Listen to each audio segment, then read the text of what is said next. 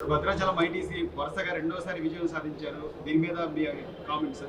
Bhadrachalam paper బోర్డులో 1982లో NT Ramarao గారు party స్థాపించిన తర్వాత ఆంధ్రప్రదేశ్ రాష్ట్రంలో మొట్టమొదటిసారిగా ట్రేడ్ యూనియన్ పరంగా గెలిచింది భద్రాచలం 1983.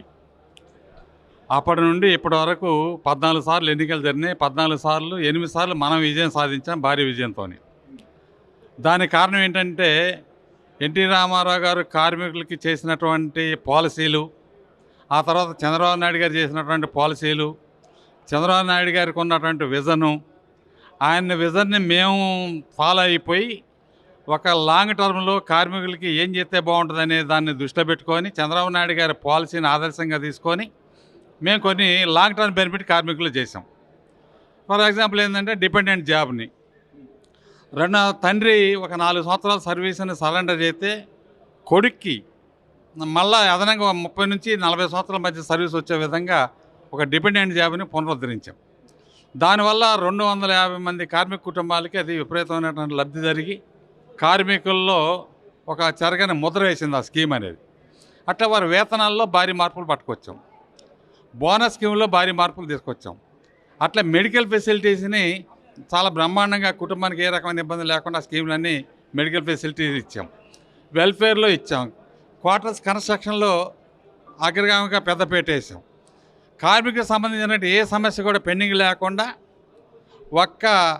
ఈ సంఘాన్ని ఎదుర్కోవటానికి మిల్లులో ఉన్నటువంటి అన్ని కార్మిక సంఘాలు పోటీ చేసి ఏకమై పోటీ చేసినా కానీ మరి చంద్రబాబు నాయుడు గారి సారథ్యంలో నడిచేటువంటి తెలుగుదేశం పార్టీ అనుబంధ సంఘం టీఎన్టీసీ ఇది ఎవరిని ఓడించలేక రెండోసారి కూడా మేము ఘన విజయం సాధించాం. దానికి కారణం కార్మికులకు ఇచ్చినటువంటి వేతనాలు, కార్మిక కుటుంబాలకు ఇచ్చినటువంటి వెల్ఫేర్. ఇది మేము చంద్రబాబు నాయుడు గారి దగ్గర నుంచి ఆయన విజన్ని ఫాలో ఆయన దగ్గర నుంచి నేర్చుకొని మేము కార్మికుల కుటుంబాలకి దాన్ని మేము అందించాం. దాంట్లో కూడా సో అంటే తెలంగాణ రాష్ట్రం విడిపోయిన తర్వాత ఇంకా తెలుగుదేశం పార్టీ అక్కడ లేదు, కనుమరుగైపోయిందనే నేపథ్యం నుంచి సార్ ఈరోజు వరుసగా రెండోసారి కూడా విజయం సాధించడం, అది కూడా తెలుగుదేశం ముద్ర ఉండేలాగా, దాని మీద మీ స్పందన ఏంటి సార్? తెలుగుదేశం పార్టీ తెలంగాణలో పార్టీ కేడర్ చాలా బలంగా ఉన్నారు. నాయకులు షిఫ్ట్ అయిపోయి వేరే పార్టీలోకి వెళ్ళిపోయారు స్వార్థం వల్ల తప్ప పార్టీ కార్యకర్తల కేడరు చాలా పటిష్టంగా ఉంది. ఇప్పుడు టీఆర్ఎస్ పార్టీని చూశారు, టీఆర్ఎస్ పార్టీలో నష్టపోయామనే ఫీలింగ్లోకి వెళ్ళిపోయారు. ఇప్పుడు కాంగ్రెస్ పార్టీకి కూడా అధికారం ఇచ్చారు. కాంగ్రెస్ పార్టీ కూడా అక్కడ ప్రజలకి సరిపడా అవసరాలు తీర్చే విధంగా లేకపోవడంతో ఒక రాజకీయ వ్యాక్యూమ్ అనేది ఇప్పుడు తెలంగాణ రాష్ట్రంలో చాలా క్లియర్గా కనబడతా ఉంది. రేపు భవిష్యత్తులో చంద్రబాబు నాయుడు గారు ఒక చొరవ తీసుకొని ఇదే అలయన్స్తోని కనుక తెలంగాణలో కనుక పోటీ దిగితే డెఫినెట్గా ప్రభుత్వాన్ని ఏర్పాటు చేసేటటువంటి అవకాశాలు కూడా ఉన్నాయి. దానికి కారణం ఏంటంటే హైదరాబాదు, ఐటీసీ అక్కడ తెలంగాణలో ఉమ్మడి ఆంధ్రప్రదేశ్లో ఆయన చేసినటువంటి మరి అభివృద్ధి చాలా క్లియర్గా అందరికి కనపడేది. మీ యూనియన్ ద్వారా విప్లవాత్మక మార్పులు తెచ్చారు సార్. భవిష్యత్తులో ఇంకేమి మార్పులు చేర్పులు ఉండొచ్చు, ఎలాంటి నిర్ణయాలు తీసుకున్నారు మీ యూనియన్ ద్వారా? వేతనాల్లో భారీ పెరుగుదల ఇచ్చాం. బోనస్ స్కీములు భారీ మార్పులు తీసుకొచ్చాం. ఇయర్లీ వార్షిక బోనస్ మేము చేసిన స్కీమ్ వల్ల 2 లక్షల రూపాయల వార్షిక బోనస్ని కార్మికులు అందుకుంటా ఉన్నారు. నెల తీసుకునే బోనస్ పోను. మరి ఇది వాళ్ళు ఎవరు మర్చిపోలేకపోతూ ఉన్నారు. మెడికల్గా చూస్తే వీళ్ళు మన పోయి ఐటీసీ కార్డు చూపిపోయి ఒక కార్పొరేట్ హాస్పిటల్లో ట్రీట్మెంట్ తీసుకొని ఎంత పెద్ద డిసీజ్ అయినా మరి వైద్య సహాయం పొంది పైసా ఖర్చు లేకుండా మరి అటువంటి ఫెసిలిటీని కూడా ఇవ్వడం వల్ల కూడా కార్మిక కుటుంబాలు ఒక భరోసా ఇవ్వగలిగాం. వాళ్ళు ఉండటానికి ఒక నూతన క్వార్టర్స్ 1977లో క్వార్టర్స్ కడితే ఆనాడు ఉన్న టెక్నాలజీలో ఆ క్వార్టర్స్ సరిపోక ఇప్పుడు ఒక లేటెస్ట్ టెక్నాలజీతో అపార్ట్మెంట్ టైప్లో 2 బెడ్రూమ్ మినిమం 2 బెడ్రూమ్తోనే ఒక క్వార్టర్ నిర్మించాం. ఇప్పుడు అవి కన్స్ట్రక్షన్లో ఉన్నాయి. కార్మికులందరూ ఆల్రెడీ ఒక 100-150 క్వార్టర్లు అయిపోయినాయి. అందులోకి ఆల్రెడీ షిఫ్ట్ అయిపోయారు.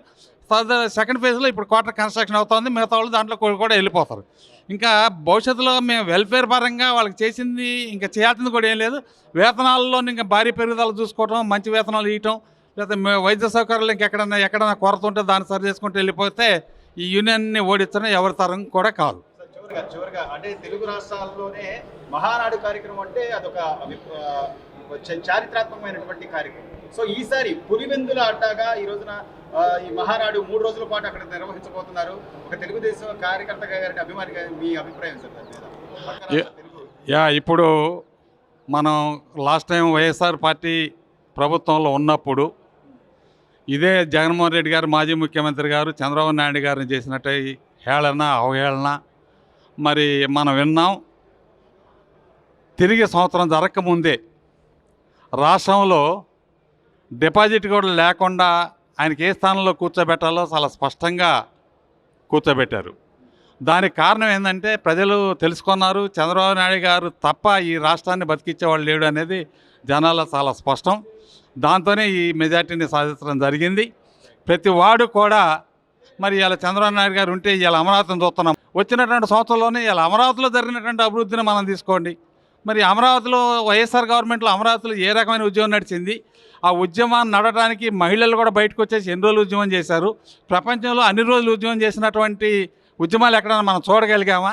ఇవన్నీ అణగదొక్కటం వల్ల ప్రజల్లో ఒక రకంగా రాష్ట్రం, ఆంధ్ర రాష్ట్రం మొత్తం యావత్ కూడా మాట్లాడుకొని ఒకటే మాట మీద గుడ్డినట్టుగా వన్ సైడ్ ఓటింగ్ వేసి ఇంత భారీ మెజార్టీ ఇచ్చారు. దాంతో ఇప్పుడు చంద్రబాబు నాయుడు గారి బుధస్కంధాల మీద చాలా బాధ్యతని ఈ ఆంధ్ర రాష్ట్ర ప్రజలు ఉంచారు. ఏదైతే ఉమ్మడి రాష్ట్ర ప్రదేశంలో హైదరాబాద్ నగరానికి గుర్తింపు తీసుకొచ్చామో ఈ అమరావతిని కూడా నేనే నిర్మించాలా, నా చేతుల మీదకే ఈ నగరం నిర్మించాలని ఆయనకు ఉన్నటువంటి దానికి కుటుంబాన్ని కూడా పణంగా పెట్టుకొని కుటుంబ జీవితాన్ని కూడా పక్కన పెట్టేసి ఈ రాష్ట్ర ప్రజల కోసం ఆయన సేవ చేస్తూ ఉన్నారు. ఆయన చంద్రబాబు నాయుడు గారి సేవలు మనందరికి అవసరం, ఈ రాష్ట్రానికి అవసరం, ఈ దేశానికి అవసరం. చంద్రబాబు నాయుడు గారికి ఒకవేళ ఈ పదవి లేకపోయినా ఇంట్లో ఉండగలడు, కానీ ఆయన సేవలు దేశానికి అవసరం. కాబట్టి చంద్రబాబు నాయుడు గారి నాయకత్వాన్ని కాపాడుకోవడం మనందరి బాధ్యత, ఈ రాష్ట్ర ప్రజల బాధ్యత. కాకపోతే ఏంటంటే జనాలకి ఓటు పాలిటిక్స్ వచ్చేసి వాళ్ళని డబ్బులతో మభ్యపెట్టి ఏదో రకమైనటువంటి తాయిలాలతోని చేస్తూ ఉన్నారు. కాబట్టి దాన్ని ఇప్పుడు తట్టుకొని నిలబడాల్సినటువంటి శక్తి చంద్రబాబు నాయుడు గారికి విజయవాడ దుర్గమ్మ స్వామి, తిరుపతి వెంకటేశ్వర స్వామి, భద్రాచలం రాముల వారు వీళ్ళందరూ కూడా శక్తి సామర్థ్యాలు ఇచ్చి ఈ రాష్ట్రాన్ని, దేశాన్ని ముందుకు తీసుకువెళ్తాంటే ఆ సేవలు పూర్తిగా వినియోగించుకోవాలని చెప్పి అనుకుంటా ఉన్నాం. భవిష్యత్తులో చంద్రబాబు నాయుడు గారిని ఓడించడం కూడా ఎవరి సారం కాదు అని చెప్పేసి మాకు అర్థమవుతా ఉంది. ఎందుకంటే ఒకసారి జనం చూశారు, పోయినసారి 5 సంవత్సరాల అధికారం వైఎస్ఆర్కి ఇవ్వడం వల్ల 25 సంవత్సరాలు ఈ రాష్ట్రాన్ని వెనక్కి తీసుకెళ్ళిపోయారు. దాన్ని గాడిలో పెట్టేటువంటి శక్తి ఒక చంద్రబాబు నాయుడు గారు తప్ప ఏ రాజకీయ పార్టీ కూడా ఈ శక్తి లేదనేది ఆయన రుజువైంది. ఇప్పుడు దాంతోపాటు ఇలా ఆయనకి బ్రహ్మరథం పడతా ఉన్నారు. ఆయన చేయగలడు కూడా, ఆయనకు ఉన్నటువంటి శక్తిని మనం క్యాలిక్యులేట్ చేయడం కూడా మన వల్ల కాదు. వరుసగా రెండోసారి విజయం సాధించడం పట్ల మీ స్పందన ఏంటి? అంటే రోజున భద్రాచలంలో ప్రతిష్టాత్మకంగా నిర్వహించే ఎన్నికలకు సంబంధించి మీరు రెండోసారి అక్కడ విజయం సాధించారు. ఐటీసీ భద్రాచలం అనేది ఐటీసీ ఒక మల్టీ డైవర్సిఫైడ్ కంపెనీ, ఇండియాలోనే బిగ్గెస్ట్ కార్పొరేట్స్లో ఒకటి. ఇలాంటి ఐటీసీ భద్రాచలం, టోటల్ ఐటీసీలోనే ఐటీసీ భద్రాచలం అనేది అతిపెద్ద ఇండస్ట్రీ. సుమారు 1300 మంది పర్మనెంట్ కార్మికులు, 4000 మంది పైగా కాంట్రాక్ట్ కార్మికులు ఉన్న మా పరిశ్రమలో ఎన్నికలు అనేవి ఒక జనరల్ ఎలక్షన్ కంటే మించి ఆ స్థాయిలో జరిగితే పోటాపోటీగా అక్కడున్న బీఆర్టీ యూనియన్ తరఫున వాళ్ళు కానీ, ఐఎన్టీసీ కానీ, టీఎన్టీసీ, ఈ మూడిట్లో టీఎన్టీసీ గతంలో మా నాయకులు వేసిన పునాది, ఈ పోటు రంగారావు గారు కానీ వీరంతా వేసిన పునాదుల మీద నిర్మించబడిన ఈ సౌధం అంత స్ట్రాంగ్గా ఉంది. దాని పిల్లర్స్ కూడా ఇక్కడ రెండోసారి గెలవడం అంటే అంత ఈజీ కాదు. ఏ ఇండస్ట్రీలో అయినా ఒక కార్మిక సంఘాలను చూసుకుంటే ఒక కార్మికులను సాటిస్ఫై చేయడం అంత ఈజీ కాదు. అటు వేతనాలు పెంచాలి, వెల్ఫేర్ తీసుకురావాలి, మేనేజ్మెంట్ నుంచి వచ్చే ఒత్తిళ్ళు ఎదుర్కొని కార్మికులు ప్రొటెక్ట్ చేసుకోగలగాలి. ఇవన్నీ చేసుకుంటా ముఖ్యంగా అధికారంలో మనం తెలంగాణలో సుమారు 20 సంవత్సరాల నుంచి అధికారం లేకపోయినా బీఆర్ఎస్ ప్రభుత్వం ఉన్నప్పుడు కూడా మనం గెలిచాం. ఇప్పుడు కాంగ్రెస్ ప్రభుత్వం ఉన్నప్పుడు కూడా మనం టీఎన్టీసీ అక్కడ ఘన విజయం సాధించి రెండోసారి వరుసగా విజయాలు సాధించామంటే అక్కడ మన కార్మికులు చేసిన సేవ, చేసిన వేతన ఒప్పందాలు నిరంతరం అందుబాటులో ఉంటాం. వీటన్నిటి వల్లే మాకు రెండోసారి కూడా విజయం మమ్మల్ని వరించిందని చెప్పేసి మేము గట్టిగా నమ్ముతా ఉన్నాం. తెలుగుదేశం పార్టీ అంటే కార్మికులకి ప్రత్యేకమైనటువంటి వాళ్ళకి సౌలభ్యాలు కానీ, లేకపోతే కొంత రాయితీలు కానివ్వండి, లేదా కొన్ని మార్పులు చేతులతో వాళ్ళకి ఇచ్చేటువంటి ఇది కానివ్వండి, సో ఇవన్నీ కూడా మీ గెలుపుకు దోహదం పడ్డాయి అనుకోవచ్చుంటారా? గతంలో మీరు చేసిన కార్మిక ఇంప్లిమెంటేషన్స్లో భాగంగా గతంలో వేతన ఒప్పందాల ద్వారా గతంలో మా ముందు జనరేషన్ చేశారు, అంతకుముందు పోటు రంగారావు గారు చేశారు. వీరి నాయకత్వంలో, వీరి గైడెన్స్లో వీరు గతంలో చేసిన స్కీమ్స్ కానీ, ఏదైతే కార్మికులకు తీసుకొచ్చిన స్కీమ్స్ కానీ వీటన్నిటిని నమ్మి తర్వాత యువతరంగా మేము చేసిన సర్వీసు నిరంతరం అందుబాటులో ఉంటాం.